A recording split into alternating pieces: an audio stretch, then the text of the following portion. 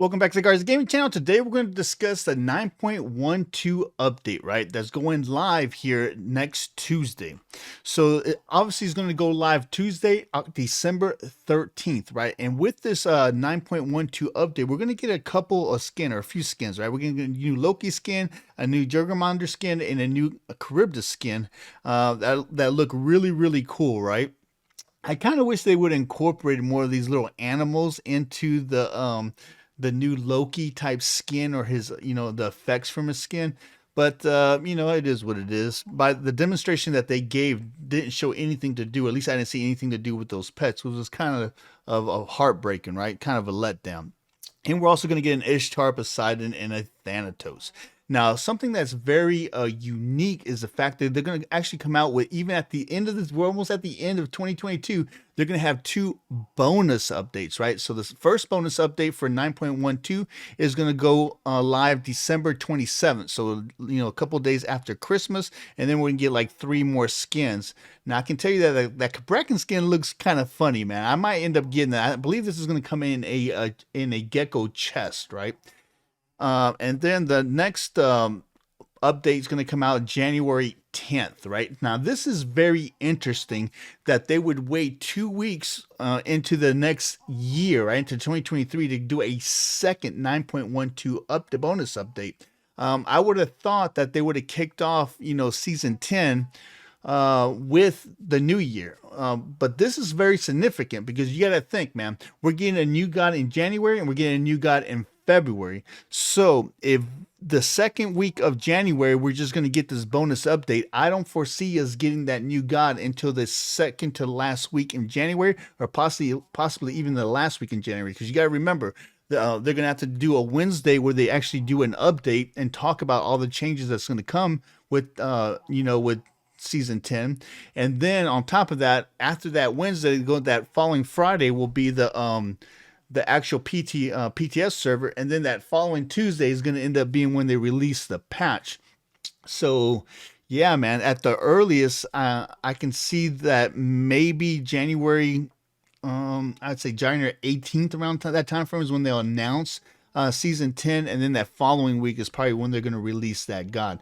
Now, keep in mind that we're going to be getting 2 gods back to back. We're supposed to be getting one in January, and we're going to be getting one in February. So that should be very interesting.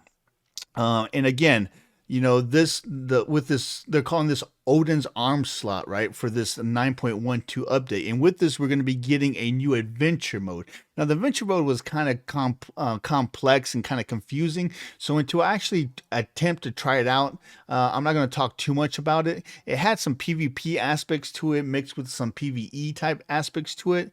So I mean, it is what it is. You can actually go to the Smite website and read about it yourself. If the PTS server goes live tomorrow, I might check it out. If not, I'll definitely check it out next week for sure, just to play it and see if it's any fun or not, right? And additionally, they're going to have the Monster Cat chests that go live with the skins that I just talked about earlier. Now, the first bonus update is going to go into effect December 27th, with the second one January 10th. But something that's really important for you Amazon Prime owners, right? They're actually going to give away 8 skins. Now, they're not the best skins in the world, they're SPL type skins, but hey, man, free is free, right? And they're giving away 8 skins with 1 drop. And that's going to be on Amazon Prime Gaming December 19th, right? So you might want to check that out.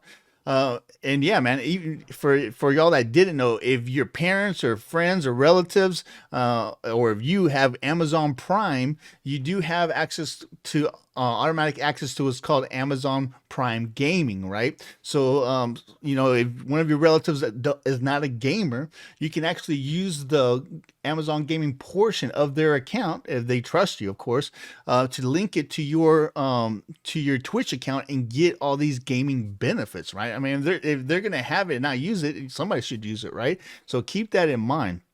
Yeah, because my little nephew does that with his mom, and I mean, it only makes sense, right? But yeah, so that's going to be that.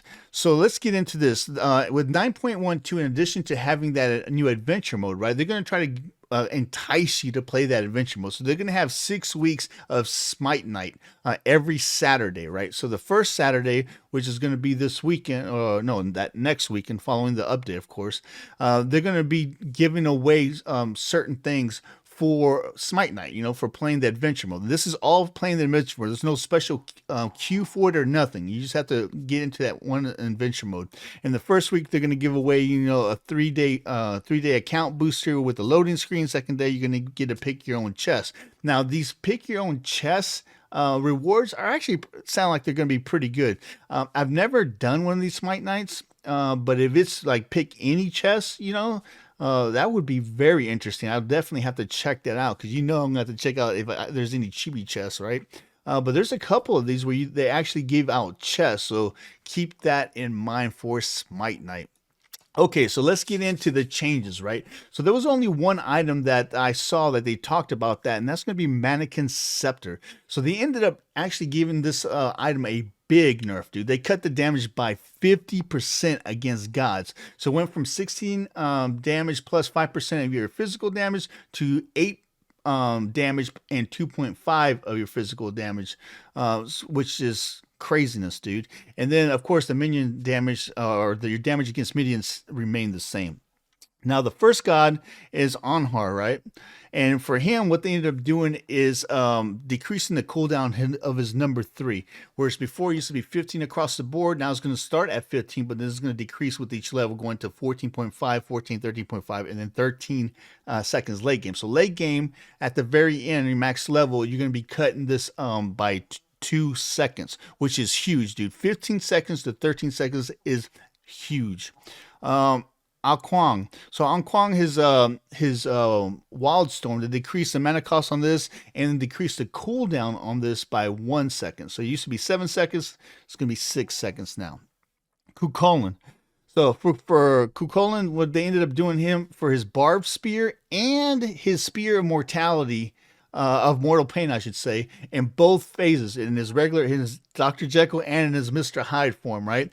They actually increase the damage across the board on both of these attacks by 10 early to late game. So 10 across the board on this one, which is on his first one, on his Barbed Mortal Spear. And then on the second one, they increased it from 165, 235, 305, 375, and 445 to 10 on the first level, 175. Then it goes to 250, 325, 400. So that's a 25 buff, and then to 475 late game. So it goes from 445 to 475 late game for his Spear of Mortal Pain. And again, that's in both his Dr. Jekyll and Mr. Hyde form. So that's a pretty good buff for Kukolin, man. At first, when I first read it, I thought it was going to just be 10 for each of them. But no, they actually buffed his Spear of Mortal Pain more than they did his Barbed Spears. So that's pretty interesting, dude. Okay, so Hebo, right? So Hebo, they increased his base movement from 355 to 360. So they gave him 5. Now 5 doesn't sound a lot when it comes to movement, but you gotta remember that that's 5 base speed. So that means that extra little 5 also gets multiplied with any type of percentages for any type of buff or attack that magnifies your movement speed. So keep that in mind. I mean, we're not talking, game-breaking buff, but you are going to feel the difference.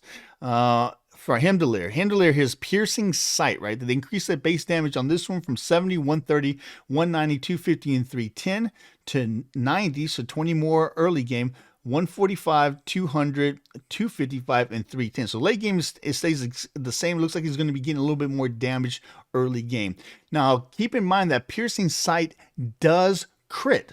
So this does crit damage. So if you start off with something like a Fell Knot or something like that, you could probably be doing some significantly more damage early game with these buffs. Because I'm telling you right now, 20 more damage early game is going to be huge, especially with a good crit, right? So yeah, a very nice buff for Himdalir. Jormungandr. So his Venomous Haze got decreased, and cooldown got decreased on this one by 1 second across the board, and his Consuming Bellow decreased the cooldown on this one by 1 second. So 1 second on cooldown to both of those attacks. Ishtar. So Ishtar, her imbue arrows ended up getting nerfed, right? So they increased the cooldown this by 1 second, and then they decreased the damage on storm shot from 85% to 80% of your basic attack damage. So you're losing 5% damage on this attack. So yeah, that sucks. Maui, dude, Maui, a lot of changes to Maui here. So his Master Fisherman, right? They increased the base damage on this one from 100, 165, 230, 285, and 360 to 100. So stage 1 stays the same. 170, 240, 310, and 380. So you're going to get 20 more late game base damage, right? Now, they also increased the range of this ability at 0 charge. So when you first fire this off, remember before it only had like maybe a 4 range?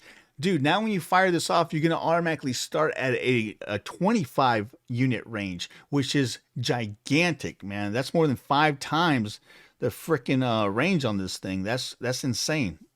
Heck, that's 6 times the range on the. This is insane. And then decrease the time that it takes to get it to max range by almost half a second, right?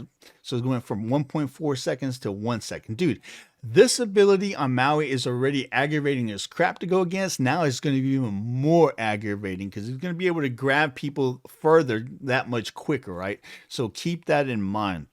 So don't be surprised you're going to see more Maui players in freaking arena, dude. And then his Misco Ula, they shifted the movement speed on this one. So they pretty much nerfed the movement speed on this one. So it went from 4, 8, 12, and 16 and 20% movement speed late game for you and your party to 8, 10, 12, 14, and 16. So late game, you're losing 4% movement speed on this, right? But with that, actually it looks like it's 4 across the board, to tell you the truth. No, it's 4 late game. But anyway, with that though, they're buffing the protections on it. So before you got 5, 10, 15, 20, and 25 protections from this. Now you and your team is going to be able to get 15, 20, 25, 30, and 35 protections. So 10 more protections late game. 10 protections is pretty huge, man, for sure. So that's a pretty good buff for Maui. So Neath, her Unravel, they decrease the cooldown on this one by 1 second. Her backflip now allows her to pass through all player-made walls. I did not know that she couldn't backflip over a Ymir wall. I mean, or an Odin wall. I could have swore I backflipped out of Odin walls before. So this is very interesting to me. But hey, man, I don't know. Sometimes I can't remember what I did 5 minutes ago. So maybe I wasn't able to do it and just didn't know any better, right? But going forward, you'll be able to backflip through man-made walls or god-made walls. Okay, so Tiamat, his primordial onslaught, right? His little Gatling gun. So they increase the base damage on this one per shot from 80, 85, 85, 90, 90 to 80, 90, 90, 100, 100. So they increased it by 10 late game. So that's pretty good for that. Tsukiyomi's game buff, like he needed any more buffs, right? So his Q Sarigma, his well, I think this is number 2, I believe. But anyway, they increased the base damage. I gotta say that again. Q Sarigma. Whatever, dude. This attack right here, they increased the base damage on the final hit from 50, 105, 160, 215, 270 to 60, 115, 170, 225, and 280. Now, this attack right here has multiple stages, right? It has like an initial attack stage, if I remember correct, and then it goes into a final, because it has like a few swings on it, and the final swing does a little bit more damage. So that's what this is. It's not going to be the initial first swing. It's the last damage section or last damage category on this attack is what's getting buffed, both in base damage and in percentage damage. So late game is going from 270 to 280. It's going to get 10 more damage. Actually, it looks like it's going to get 10 more damage across the board, base damage on this attack. Plus, you're going to get 10% more damage scaling on this attack, just on that final portion of it. But even just on that final portion, again, that's a pretty good increase in damage on that one hit. And then Ymir. Ymir's Ice Wall is getting kind of nerfed, I would say. The life of it is getting reduced by 1.5 seconds late game. And then additionally, the cooldown on it is going to be 13 seconds across the board. It used to start off at 14 seconds and then trickle down 14, 13, 12, 11, 10. So late game, he was throwing up the walls, you know, at a minimum of 10 seconds. Not even taking account for cooldown reductions that increase that even more.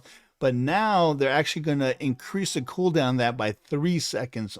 So late game. So you're just going to go from 10 seconds to 13 seconds.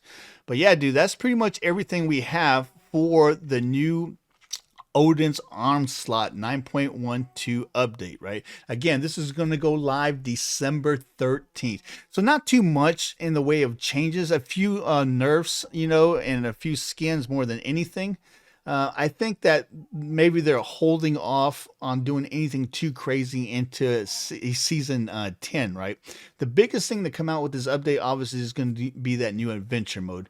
And again, I don't want to talk too much about that because I myself don't really understand it yet. So until I play it and really get a good grasp on it, I really wouldn't be able to comment on that. But anyway, hey, don't forget that we're now moving our stream portion of our channel from YouTube to Twitch. So starting January 1st, we're only going to be streaming on Twitch every Tuesday at 11:30 Eastern Standard Time. The time is not going to change as of right now, but the platform is going to change. But we, of course, we're still going to be posting videos on our YouTube channel. So if you are subscribed to us on YouTube, please go to Twitch and give us that follow. Here shortly, we're probably going to go ahead and be able to finish out our affiliate with Twitch. I'm going to go ahead and sign an affiliation contract with Twitch, so we will be affiliates on Twitch, right? Hey, and don't forget that we're going to be having a Christmas special probably here in about 2 weeks. So not this week, so next week. And so what does that fall? I believe it's going to be the 17th. It's going to be on a Saturday. So we're going to say December 17th, which is a Saturday, is we're going to be planning on doing our Christmas event, right? So that should be really interesting. I'll have a more of a commercial for that here in the days to come. But yeah, man, a lot of new changes, a lot of awesome changes for our channel going into 2023, right? Hey, and if I don't say it once, I said it 1,000 times, right? I want to say a million thank yous to all of our Reapers, dude, man. Our channel has come so far in the last almost 3 years now, and we couldn't be where we are today if it wasn't for all your awesome support. And for all y'all that haven't subscribed to the channel yet, hey, man, what are you waiting for? Hit that subscribe button, man. We're almost at that 5,000 subscriber mark on YouTube. So any help that you can give us to cross that 5,000 threshold before the end of this year, I'd really appreciate it. Again, if you haven't subscribed, please subscribe. I'm Dark Garza, your OG on the GC. See you next time.